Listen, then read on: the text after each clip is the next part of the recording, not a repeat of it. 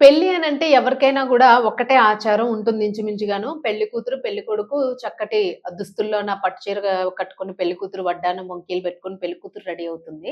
పెళ్లి కొడుకు గూడా పట్టు పంచె ఇట్లా వాళ్ళకి తగ్గట్టు, వాళ్ళ ఆచారానికి తగ్గట్టు రెడీ అవుతూ ఉంటారు. ఇంచుమించుగా ఏ పెళ్ళిల్లో అయినా సరే పెళ్లి కూతురు పెళ్లి కూతురులాగా, పెళ్లి కొడుకులాగా రెడీ అవుతూ ఉంటారు. బట్ ప్రకాశం జిల్లాలోని కొలుకు గ్రామం ఒకటుంది.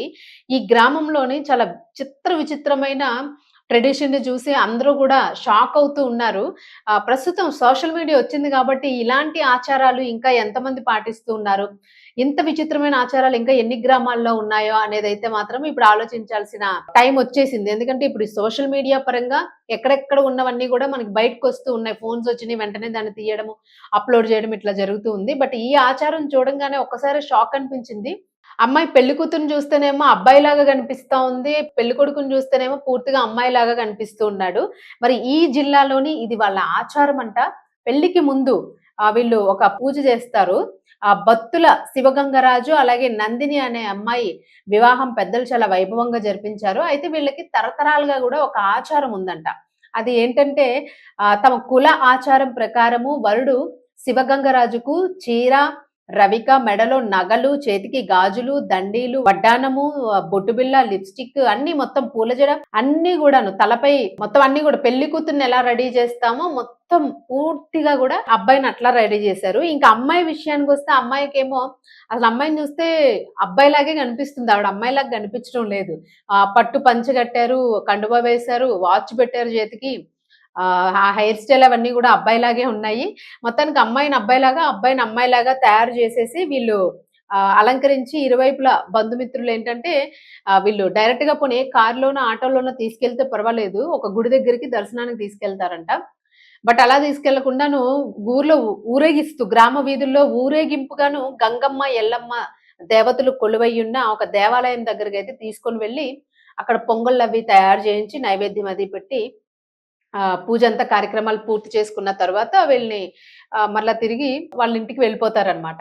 సో, పాపం వీళ్ళని ఊరు మొత్తం అట్లానే ఊరేగిస్తారంట. అది వాళ్ళ గ్రామంలో కాబట్టి ఇంచుమించుగా వాళ్ళందరికి అలవాటయిపోయే ఉంటుంది. మరి ఇలాంటి సిటీస్‌లోని ఇక్కడి నుంచి వాళ్ళని అక్కడికి తీసుకెళ్ళి లేదా అలాంటివైతే మాత్రం చాలా వింతగా అనిపిస్తుంది. బట్ ఎవరి ఆచారాలు వాళ్ళవి. ఇదైతే చాలా కొత్తగా అనిపించింది. మరి దీనిలో ఏంటంటే భక్తుల వంశంలోనంటే అనాదిగా వస్తుందంట ఈ ఆచారము. ఈ ఆచారాన్ని మర్చిపోకుండా ఉండాలి. ఆచారం అంటే మరంతే తరతరాల నుంచి గూడా కంటిన్యూ అవుతూ ఉంటుంది నెక్స్ట్ జనరేషన్స్‌కి.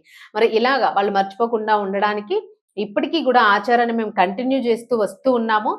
మరి ఇలా వాళ్ళతోని పొంగల్లు అవన్నీ చేపించి అంటే పెళ్లి కొడుకునే పెళ్లి కూతురులాగా ఆడపిల్లలాగా అక్కడ వంట చేయడము, ఇవన్నీ గూడా పెట్టి నైవేద్యం పెడతారంట.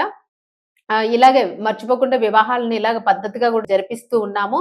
అలాగే దేవతలకు నైవేద్యం పెట్టేందుకు గుడి వద్దకు వరుడు వధువు దుస్తులు, వధువు వరుడు దుస్తులు ధరించి తీసుకొని వెళ్లి మొక్కులు చెల్లించుకుంటాము అని జెప్పేసి గ్రామస్తులైతే చెప్పడం జరిగింది. మరి ఏది ఏమైనప్పటికీ గూడా మీకు గూడా ఫోటోస్‌లో కనిపిస్తున్నాయి గదా! క్లియర్‌గాను అబ్బాయి, అమ్మాయి వేషం, పెళ్లి కూతురు వేషం, పెళ్లి కూతురు, పెళ్లి కొడుకు వేషం వేసున్నారు. సో, ఇలాంటి ఆచారాలు గూడా ఇంకా కొనసాగుతూ ఉన్నాయి. అయితే దీన్ని మనము తప్పుపట్టడం గాని, హేళన చేయడం గూడా కానీ కాదు. అంటే ఇలాంటి ఆచారాలు గూడా ఉన్నాయన్నది ఒక వింతగా అనిపిస్తుంది. వాళ్ళు ఎందుకట్లా జేస్తారో అన్నదైతే ఇక్కడ మనకు వివరణ లేదు. బట్ తరాలుగా వస్తోందంట. ఒక్కొక్క గ్రామానికి ఒక్కొక్క ఆచారం ఒక్కో రకంగా ఏర్పడుతూ ఉంటుంది. ఇలాంటి ఆచారాలు ఇంకా ఎంతమంది మెయింటైన్ చేస్తూ ఉన్నారో మరి మెయింటైన్ చేయాల్సిన అవసరం గూడా ఉంది. ఎందుకంటే సాంప్రదాయము, పద్ధతులు అనేవి కంటిన్యూ అయితేనే ఆ కల్చర్ అనేది నిలబడుతుంది కాబట్టి. సో, ఇప్పటికి గూడా ఇలాంటి వారున్నారు. మరి తప్పకుండా మన ఆచారాల్ని, సాంప్రదాయాల్ని ఖచ్చితంగా పాటిస్తూ విలువలనివ్వాలనే ఆశిద్దాము. చూడ్డానికైతే చాలా ముచ్చటగా అనిపించింది. అంటే కాస్త డిఫరెంట్‌గా అనిపించింది. మనకు అబ్బాయి, అమ్మాయి అంటే మనకు మన ఏరియాస్‌లోని, సిటీస్‌లోని వేరే కోణంగా మనం మాట్లాడుకుంటూ ఉంటాము. బట్ ఇక్కడేంటంటే పెళ్లిలోనే అలా తయారు చేస్తారంట. బట్ వాళ్ళు గూడా చాలా హ్యాపీగా ఉన్నట్టుగా అనిపిస్తూ ఉంది. ఈ ఆచారాన్ని బట్టి. సో, మీకు ఫోటోలో కనిపిస్తూ ఉన్నారు వాళ్ళు.